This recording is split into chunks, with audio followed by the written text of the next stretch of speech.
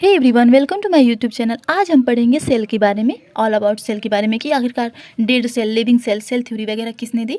तो आइए हम शुरू करते हैं। फर्स्ट ऑफ ऑल 1665 में रॉबर्ट हुक नाम के एक साइंटिस्ट थे। उन्होंने सेल टर्म दिया, जो कि उन्होंने एक ओक ट्री के स्लाइस को लिया, उसके कॉर्क के स्लाइस को लिया और उसके बार्क को, और उसको क्या किया, माइक्रोस्कोप से देखा तो उन्होंने लिटिल रूम, उन्हें छोटा छोटा रूम टाइप का स्ट्रक्चर दिखाई दिया, जिसको उन्होंने सेल कहा। ये लैटिन भाषा में उन्होंने सेल कहा, जिसका मतलब होता है और लिटिल रूम। उसके बाद से 1674 में ल्यूवेन हॉक आए और उन्होंने फ्री लिविंग सेल्स की खोज की, वो भी पॉन्ड वाटर में।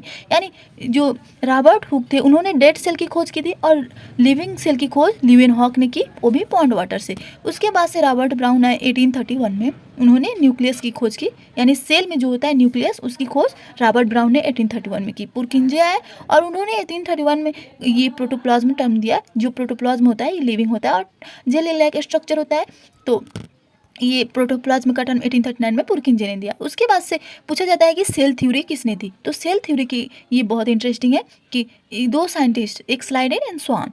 जो स्लाइडेन थे, उन्होंने, ये जर्मन बॉटनिस्ट थे, और ये मैथ्यू जो स्लाइडेन थे वो जर्मन बॉटनिस्ट थे, और उन्होंने बताया कि all cells are composed of cell, all plants are composed of cell. इन्होंने प्लांट्स के बारे में कहा और इन्होंने एनिमल्स के बारे में, यानी दोनों साइंटिस्ट ने कहा कि जो प्लांट्स एंड सेल्स, ये एनिमल्स सेल होते हैं, कंपोज्ड ऑफ सेल होते हैं।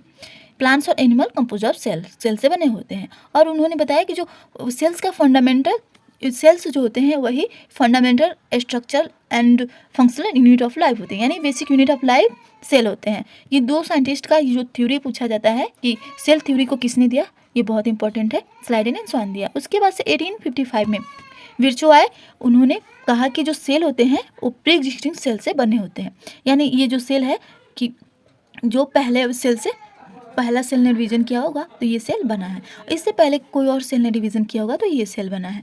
इस प्रकार उन्होंने कहा कि ओमनी सेलुलर ई सेलुलर, ओमनी सेलुलर ई सेलुलर, उन्होंने ऐसा कहा, जिसका मतलब होता है यही है कि जो सेल होते हैं वो पहले बने हुए सेल से बने होते हैं, यानी जो पहले जो एग्जिस्ट सेल कर रहे हैं उनसे ये सेल बना होता है, ओमनी सेलुलर ई सेलुलर।